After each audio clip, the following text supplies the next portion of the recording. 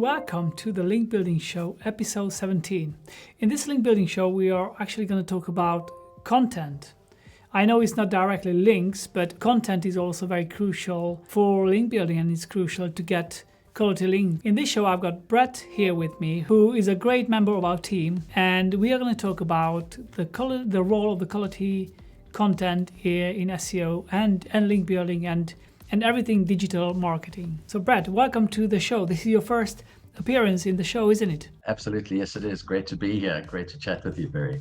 Awesome. Nice one. Good to see you here. Good to have you. So I think I'll let you ask a few questions, and then let's just initiate, the conversation, and let's talk about one of my favorite topics, which is like quality of the content on a website. Okay. I mean, SEO as a whole pretty much can be argued that it comprises of the three main pillars, which is technical SEO, link building, and obviously quality content. So you're very fortunate with yourself, your experience in your agency, that you cover all three bases. So how would you factor in quality content to your overall strategy? How, on a scale, how would you rate that?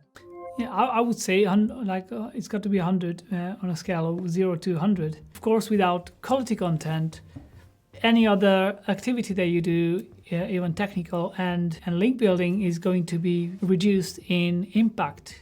So the better quality the content is on the website, right, the bigger the impact of the link building and of the technical implementations are going to be. The bigger the ROI is going to be for any investment that goes into those two sectors. That's my take on the role of the quality content in these three pillars. Obviously, content should be like the main focus first, and then think about link building and technical implementations. Awesome.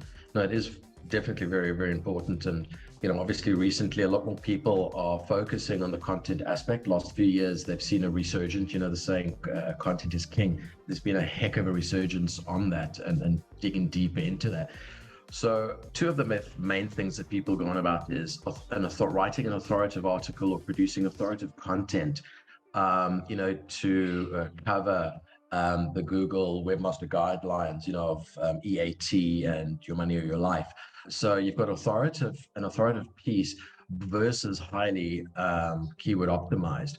What would you say is the most important, or is it actually a combination that you strive to achieve? I think it depends on the niche, but we probably have to slowly retire the concept of keyword optimized content.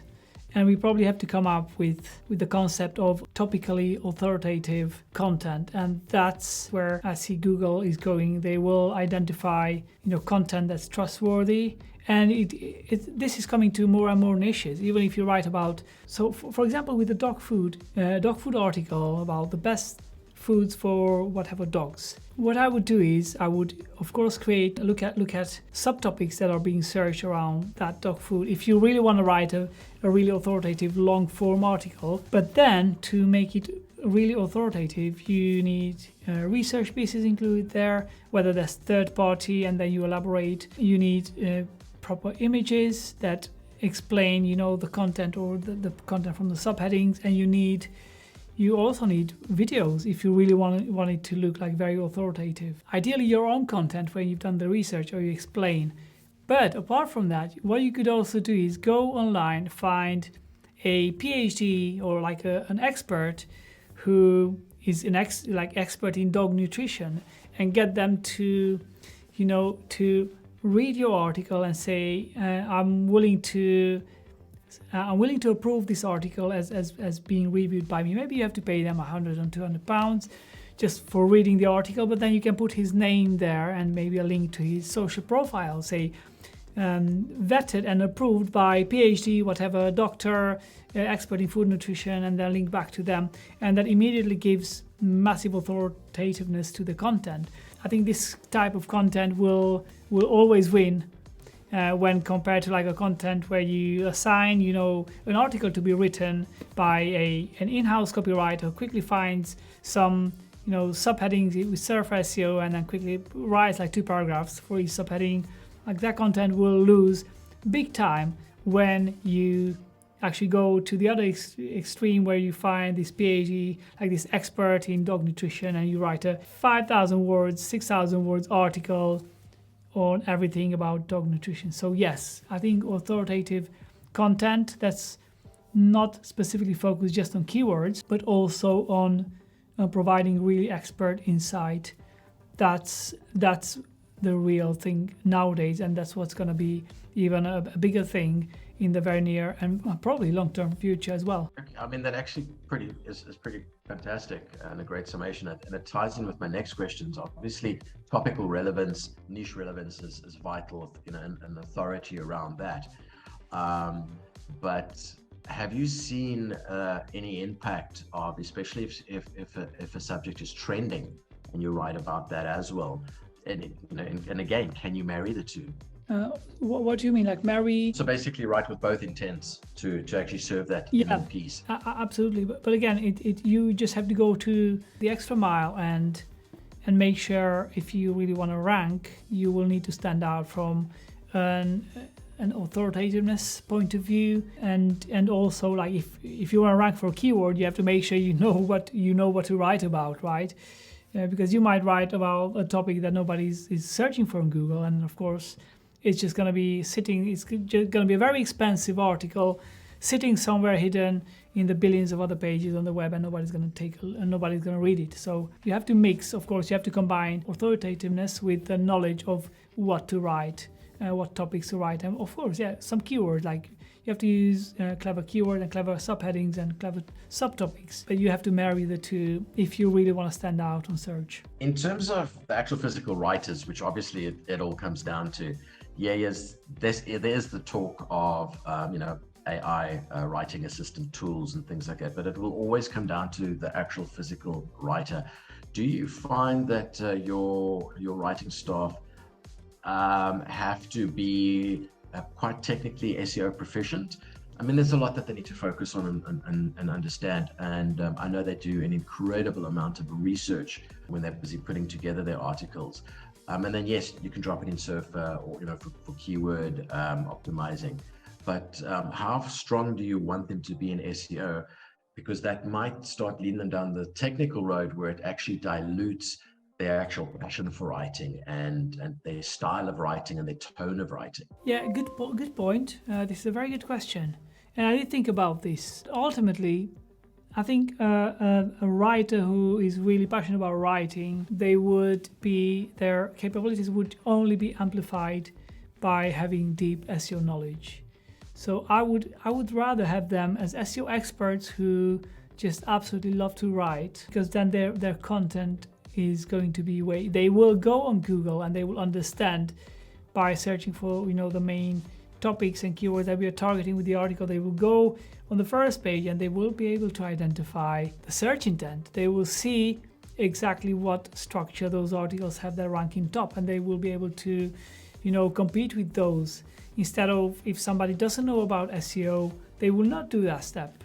They will not go to Google and search for the keyword, scan the articles, and they will not have the deep SEO expert level understanding of what's there and why they rank, so we can actually outrank them with the content. So yes, we do want our copywriters to be experts in SEO. They actually have access to Ahrefs, SEMrush, Surfer, and any tool that they want. We immediately subscribe so that they can actually have access to all the knowledge in SEO, so that it can help them with the writing. That's awesome, and that's incredible, and it's a real asset and boon, and it really helps them a lot.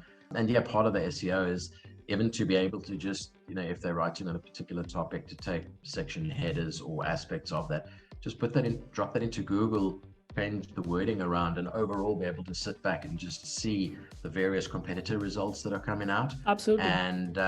And being able to then sort of get a focused or top level view, which will definitely influence how they actually write that article out. And I don't think any tool will be able to automatically do that. It does come down to a knowledgeable copywriter. Yeah, indeed.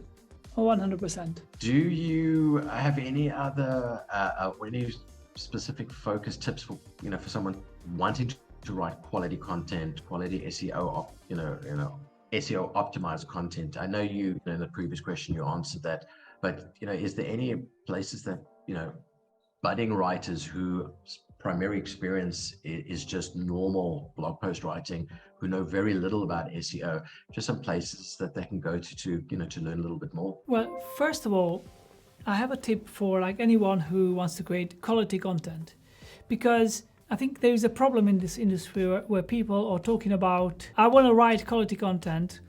It's similar to when people say, I want to be rich. What does that even mean to you? Does it mean 50 grand a year, or does it mean 2 million pounds a year? Like, quality content is a very broad expression, and I don't think it's helpful in any ways when you say quality content, because quality content really depends on the search intent. So first of all, we have to define, there's no single definition of quality content. That definition and the meaning of the quality content depends on what the search intent is. For example, if you would be looking for electric car reviews, or like, let's say, Audi e-tron reviews, the quality content for this is most likely a video when a person goes through and shows you the car, and not a long form 7,000 words article. So you would be wasting your time and you would be deluding yourself if you say, I'm going to write a quality content on the Audi e-tron 2022 car, unless you actually include videos, which is, if you actually Google it, I know because I've just done this lately, if you Google it, you will see that it's mostly videos on the top, which means people want to see videos. So we have to have a very clear understanding of what quality content is for each and every topic that we are targeting. So that's the first thing that every copywriter will have to understand. Quality content is not one thing, it's probably 1,000 things. If you want to write a quality content about mortgage, what mortgage can you get? There's no way you will be able to just write content and not build a JavaScript tool where people can interactively put in their salary and get them, because those tools are going to always rank on top. And whether you write a 10,000 words article or 50,000 words article, you will not rank, because people will click on the tool so they can put in their salary. And of course, under the tool, you can write quality content, but the primary kind of quality factor is going to be the tool. So it's very important for every copywriter to identify what exactly is quality content before they even start, writing the article.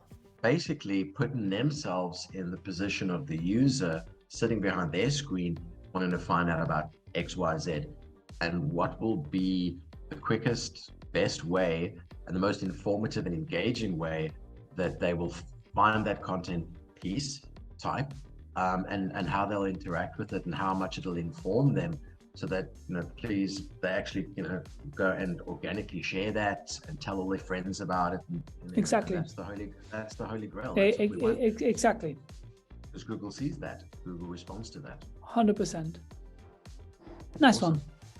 Awesome. I really appreciate your time in answering these questions. Superb. It's my pleasure. I always like to talk about things like, especially like content links and technical, like it's very important for people to understand exactly what it is if they really want the proper outcome. And also, if you're an agency, like, it's important to make, because we also had this kind of, you have to persuade the clients as well to understand what it is, because clients might not understand that they might need a tool, or they might need to actually create some videos for their own page if they want to rank. And then people, and even us, might end up with just being like almost to being not forced, but being just in the loop of creating just content, where if you look at the bigger picture, the content should be lots of other elements as well. So it's important for people to understand, right, quality content, and then it's important for agencies and even freelancers who work with clients to make their clients understand that we might have to invest $5,000 into this calculator on the website that will instantly explode, like get our page to page 1, because that's what people are actually looking for. And that's literally that magic bullet. I mean, if you look at the legend, I think it was 8 or 10 years ago, Dollar Shaving Club, and all they did was they did an incredibly impactful, very funny YouTube video It went Yeah. absolutely viral. Their production costs were so low, and their return on investment was so huge, just literally based on organic sharing and Google obviously picking up on it and it just appearing on everyone's feed. Yeah, So indeed. yeah. Indeed. Awesome. Well, Brad, thank you very much for coming to our link building show, which was not about links at all, even though quality content is about links. So this was about content that could potentially get lots of links, right? So it's still about links, but without talking about links. Thank you very much for coming to the show, and I hope to see you here next time. You're most welcome. It's been amazing. Thank you so much for your insights. Thank you for watching this episode. I hope this was very insightful, and I hope it helped you understand that quality content is important, but more important is to understand what quality content is. Have a great day and a great night, or whatever time zone you are in now. All the best.